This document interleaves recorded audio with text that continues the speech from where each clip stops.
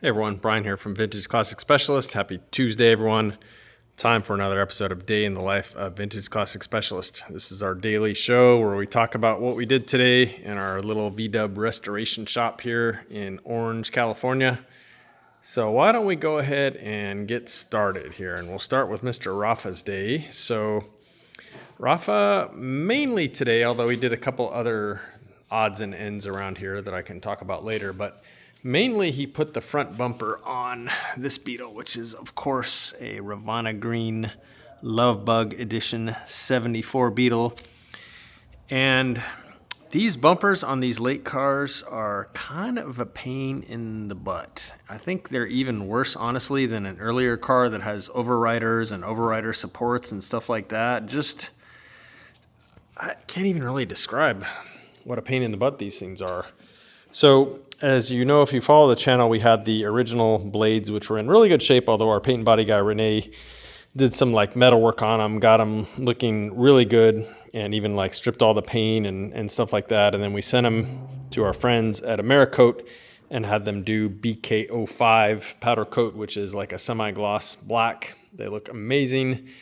And then from our friends at Wolfsburg West, we got the new shock mount / bumper things and hardware and these big old rubber strips, which were like one of the main pain in the butt to put on these, and then the end caps, and then the back bumper. It's pretty much like the same set of stuff, and it's not on yet. But yeah, so putting this strip on apparently, and so Rafa was doing it, but I was kind of like watching over the course of the day out of the corner of my eye, and it seemed like it was a bit of a struggle to get that thing on, and it has to be stretched kind of tight to get it to fit snug on there.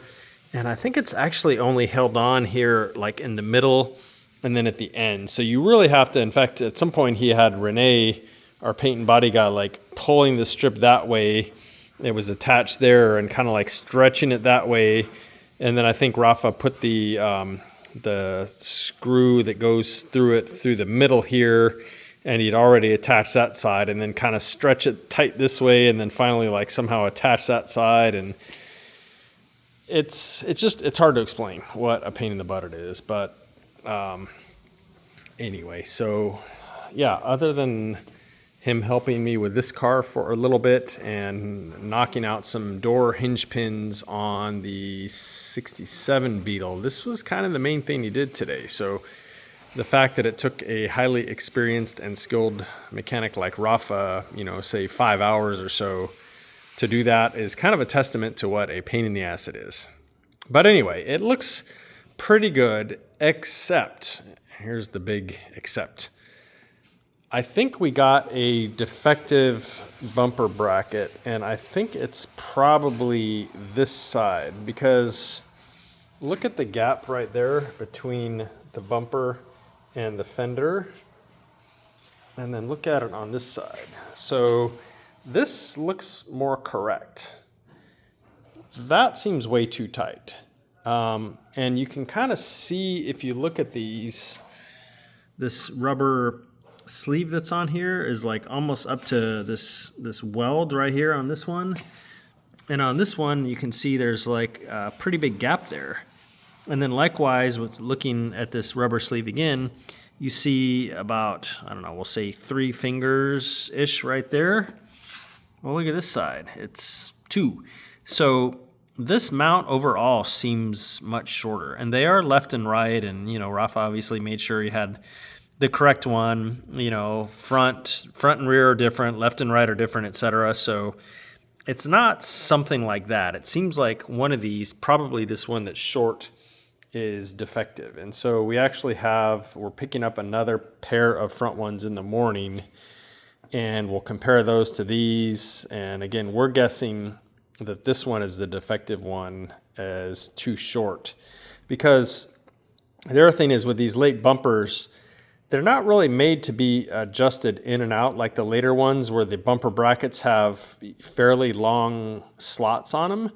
These pretty much just mount where they go. There's, I think, 3 bolts on them, and that's basically it. You can't really move it in and out significantly. Maybe, like 1/8 of an inch or so, but not in the way that you do on an earlier car. So after all that work, kind of stood back and looked at it and was like, whoa, this is not right. You can see striking difference there. But, anyway, we're 99% sure that it's that. There's no real other explanation for it. So these bumpers are enormous, guys. I don't know if on the video it really does justice to just how big these things are. They are much larger than the bumpers on, say, 68 and up standard Beetle. Well, obviously this is more than 68. This is a 74. I don't honestly know what year they went to these impact bumpers, but when they did, the whole thing just got massive. So sometime, like in the early 70s. So anyway, my point is this is much bigger than, like, say, a 68, 69 bumper when they ditched the earlier style and went to these. This thing is just massive. So anyway, that was pretty much Rafa's day, struggling with this thing. But it's on. I think once we swap out the mount, it'll look great, and then he can move on to the back one. So guys, this thing had me super puzzled and frustrated pretty much all day, and yesterday too, to some extent. So if you follow the channel, you know that I put pretty much everything with respect to the brakes new on this car. So new master cylinder, new wheel cylinders, new shoes. I had the drums turned, new brake hardware, new brake hoses, new hose between the reservoir and the master cylinder, at least the little short piece there that goes there. Pretty much everything, and went through and just, I don't know, we had a really hard time bleeding these brakes yesterday, and finally got it to the point where, it didn't seem like there was more air coming out or anything like that, and we kind of shrugged our shoulders and we're like, well, okay. So I drove the car some yesterday, and I got on the brakes really hard a few times, and I managed to kind of squeal the tires a little bit, but the pedal, it just felt a little spongy. I don't know, guys. And so I was like, well, let me take a look at it again tomorrow being today. So this morning I hopped in the car and I pushed on the brake pedal, and I was able to push the brake pedal all the way to the floor. Now, there was a decent amount of resistance, but it's like something is definitely not right here. So both Rafa and I spent some time crawling around the car looking to see if perhaps one of the new wheel cylinders was leaking, or one of the fittings between one of the hoses and one of the master cylinders was leaking, or one of the wheel cylinders, or something somewhere we thought had to be leaking. And so we looked and looked and looked and couldn't find anything. We even popped off one back drum to kind of see, how everything was looking in there. Couldn't find anything, put it back together, tried to bleed them again, same thing. And finally I was like, something is not right. And we pretty much eliminated everything. So we took the sort of leap of faith that the brand new ATE, or ATE, not sure if it's spelled out or pronounced, the new ATE master cylinder, we came to the conclusion, was bad. And it wasn't leaking anywhere. There were no signs that it was bad, and that it wasn't like puking fluid out through any various location it shouldn't have been. But I went ahead and I got a brand new one of the same brand, also ATE, from which are supposed to be German, but I think they're made in like Turkey or something now. Anyway, regardless, swapped the new one in, and pretty much as soon as we started bleeding the brakes, getting like much more pressure at each of the wheel cylinders in a way that yesterday we just weren't really seeing. Yesterday when one of us would pump the brakes and the other would crack open a valve at a wheel, the fluid would come out, but kind of like lazy coming out. And today it was coming out with some force.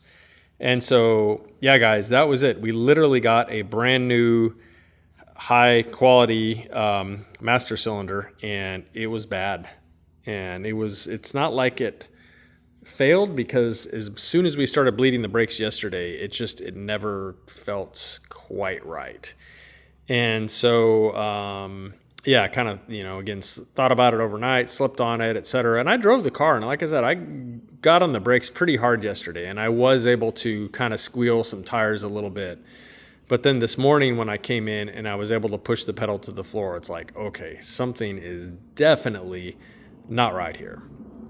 Anyway, it now has a very good pedal feel. I was able to lock up some of the wheels at a much higher speed, and the pedal has a really good firm feel to it. And I think that's it, guys. So I will, in the morning, I'll pretty much repeat the test and hop in it and make sure that the pedal still feels like it does this evening.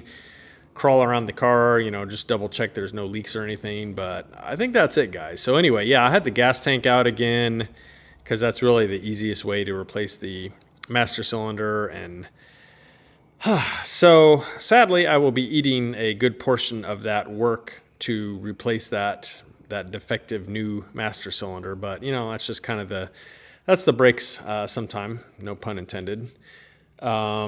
So yeah, guys, that was most of my day, except for the last hour when I turned my attention to this guy.